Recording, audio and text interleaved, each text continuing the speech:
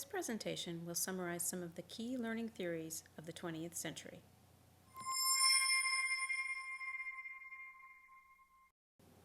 Behaviorists view learning as a science. External stimulus produces an observable response. Behavioral theory has roots in empiricism, the idea that experience is the only source of knowledge. According to behavioral theory, the teacher should model and reinforce desired behavior. The learner responds to the stimulus and repeats the desired behavior to the point of learning. Teachers applying behavioral theory should determine the learning objective, set measurable outcomes, direct the learning, and provide immediate feedback in their lessons. Multiplication madness is an example of instructional technology based on behavioral theory. The learning outcome is clearly defined, there is modeling and repetition, and the learner receives immediate feedback. One of my takeaways about behaviorism was the following quote from John Watson. "Give me a dozen healthy infants and my own specified world to bring them up in, and I'll guarantee to take any one at random and train him to become any type of specialist I might select."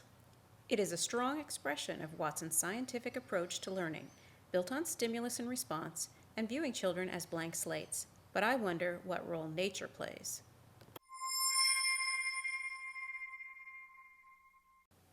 Cognitive theorists like Piaget believe individuals acquire knowledge through biological maturation and experiences with physical and social surroundings.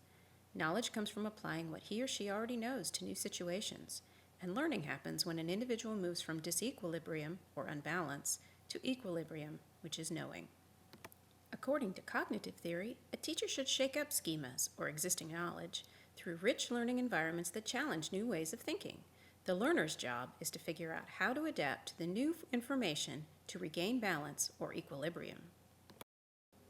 In applying cognitivism to instructional technology, a teacher should know the stages of development and challenge a learner's current knowledge. Learners should not be passive.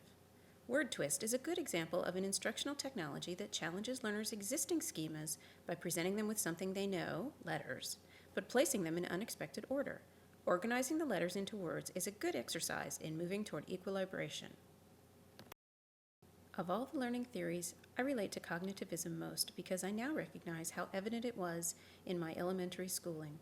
The rich environment, the active learning, the challenges to my schemas, they were all there. Seeking equilibrium has been a theme for my life. I've always called it bringing order to chaos, and now I see it as cognitivism at work. Constructivism philosophy proposes each learner constructs his or her own unique meanings for everything. Constructionism is based on constructivist theory and goes one step further as an education method.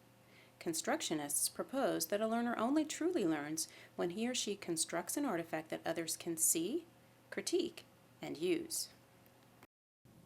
According to constructivist theory, a teacher should guide, model, and coach, allowing learners to actively construct knowledge connections.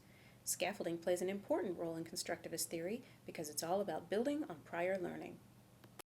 In applying constructivism to instructional technology, teachers should make sure the environment is learner-centered and authentic. Learning goals may need to be more flexible. The online game Civilization is an example of a social constructivism game that situates the learning at different points in history. Learners control the online learning environment and can work with a community of other learners. When I think of the learning experiences that have most stuck with me, they usually involve learning by doing, whether it's learning how to garden in Texas or even how to use iMovie. When I take control of the learning, I have a stake and can more easily build connections to prior learning. From what I've seen in classrooms today, constructivism is finding a home, but standardized curriculum could jeopardize that.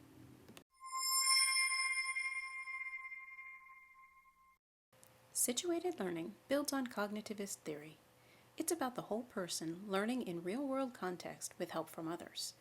Often that help from others comes in the form of a community of practice, a group of people who share a passion or interest and engage in activities to share knowledge and to learn from each other.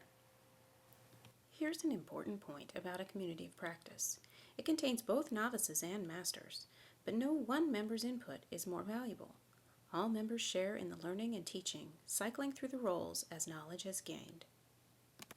Applying situated learning to instructional technology may be best expressed in the countless examples of forums available online for shared interest groups. From politics to The Sims and everything in between, technology makes it possible for disparate individuals with shared interests to share knowledge in a community of practice.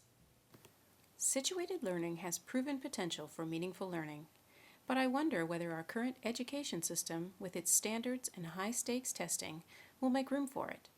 Fortunately, situated learning can happen anywhere and anytime. It is not dependent on the classroom, since its focus is so learner-centered and led.